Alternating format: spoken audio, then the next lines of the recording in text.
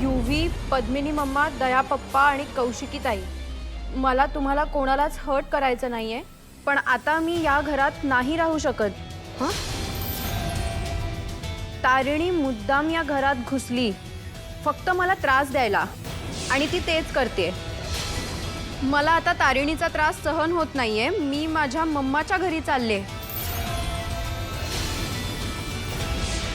आणि जोपर्यंत तारिणी या घरात आहे तोपर्यंत मी या घरात परत येणार नाही. निशी, झालं तुझं समाधान? हा तारिणी,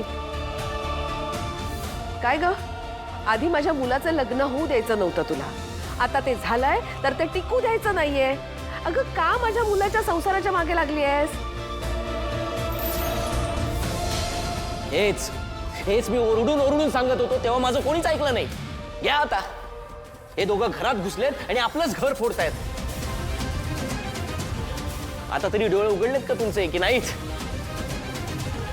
हा कौशिकी ताई, आता सांग, हेच हवं होतं का तुला?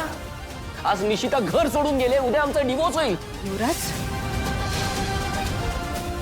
आणि ते फक्त ह्या मुलीमुळे होणार आहे. का त्रास देतेस तू माझ्या बायकोला?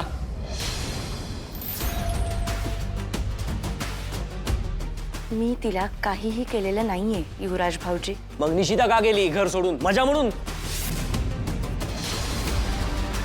काय काय काय काय प्रॉब्लेम काय तुझा? हा, तिने काय केलं होतं तुझं? तुझं भांडण माझ्याशी आहे ना, जे काय ते माझ्याशी बोल ना. माझ्या फॅमिलीत काय इंटरफेअर करतेस तू? बस हा, बस.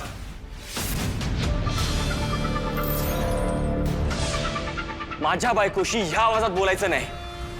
तुला काय वाटतंय, स्वतःला खूप हुशार समजतोस का तू? अरे हा? हे तू या घरात का आलायस मला काही कळत नाही का? तुझे काय प्लॅन आहेत मला माहित नाही का?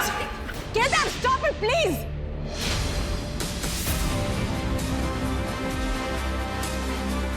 दोघही भांडताय काय लहान मुलांसारखे? हा, आता निशिताला घरी परत कसं आणायचं याचा विचार करा, भांडू नका प्लीज. विचार करण्यासारखं काय आहे? या तारिणीमुळेच गेली असणार निशिता घर सोडून. तारिणी, तुमच्या दोघींमध्ये काही भांडण झालं होतं का? तू काही बोललीस का तिला?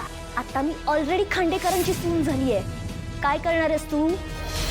मलाही बघायचंय तू काय करू शकतेस.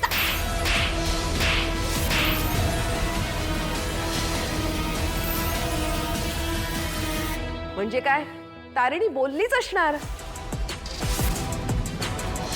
ती कशी आहे याचा अनुभव आपण सगळ्यांनी घेतलाच आहे.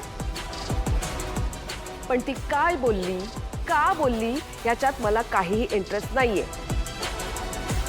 माझी सून हे घर सोडून गेली आहे आणि ती मला या घरात परत यायला हवी आहे. मग त्यासाठी एकच पर्याय आहे.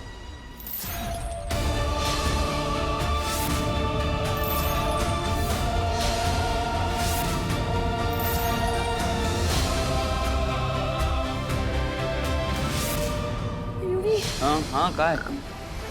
तारिणीला सगळं खरं खरं कळलंय आपल्या प्रेग्नन्सीच्या नाटकाबद्दल.